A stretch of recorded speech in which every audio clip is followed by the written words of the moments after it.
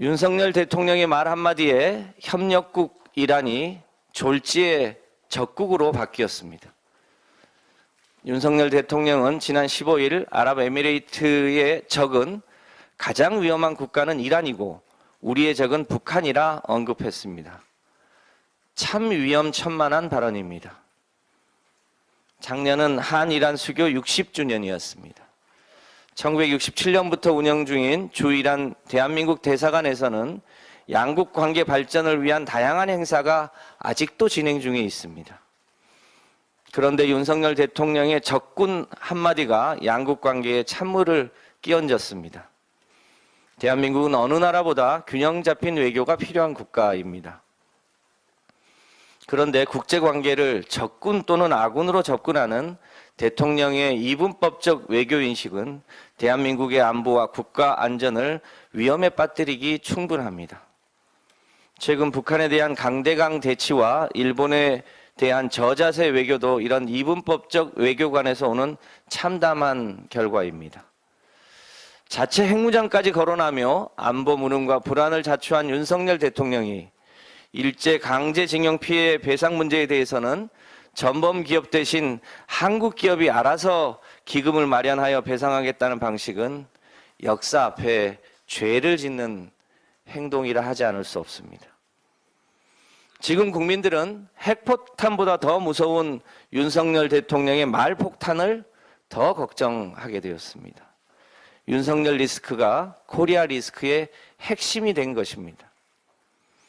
대통령이 해외에만 나가면 국민들이 물가에 내놓은 아이처럼 걱정해서야 되겠습니까? 이제라도 실용적 국익 외교의 관점으로 대통령은 그 언행을 무겁게 해주시기 바랍니다. 검찰이 이재명 당대표에게 또다시 소환조사를 통보했습니다. 연예인 정권의 안보 참사, 외교 참사와 경제 무능이 설 밥상에 오르려 하자 야당 대표 소환으로 이를 덮으려는 명백한 검찰의 야당 정치 탄압입니다.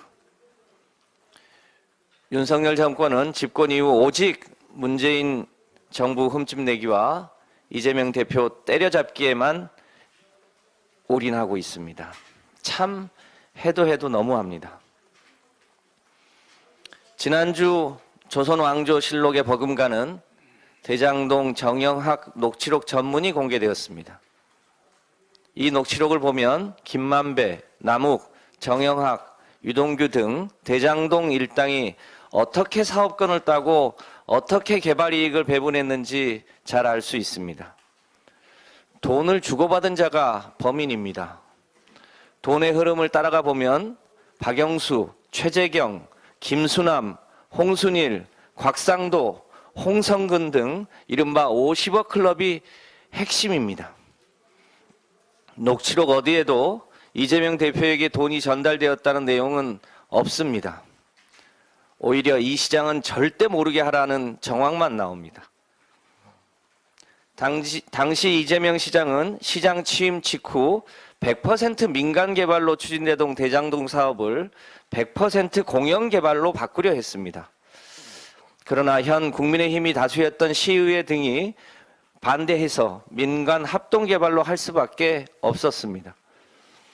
이 민간 합동 개발로 성남시는 100% 민간 개발 사업자에게 갈 수익금 중에서 5,503억 원의 개발 이익을 성남시 세수로 환수했습니다. 이재명 시장은 개발 이익의 절반 이상을 시민에게 돌려주었고 나머지 이익은 50억 클럽을 비롯한 대장동 일당이 나눠 가진 것입니다. 그런데 검찰은 돈의 흐름은 제대로 추적하지 않고 오직 답을 정해놓고 이재명 죽이기에만 올인하고 있습니다. 검찰은 심지어 소설을 쓰고 조작까지 서슴지 않고 있습니다. 국민들은 이런 검찰의 행태에 대해 매우 불공정하다고 느끼고 있습니다. 이재명 대표는 지난 대선 시절부터 대선 결과와 관계없이 이런 문제들 때문에 특검을 통해 진실을 밝히자고 주장해 왔습니다. 대장동 게이트는 문이 열릴수록 전직 검찰 핵심 간부 이름만 나옵니다. 현 검찰이 대장동 사건을 제대로 수사할 수 없는 이유이기도 합니다.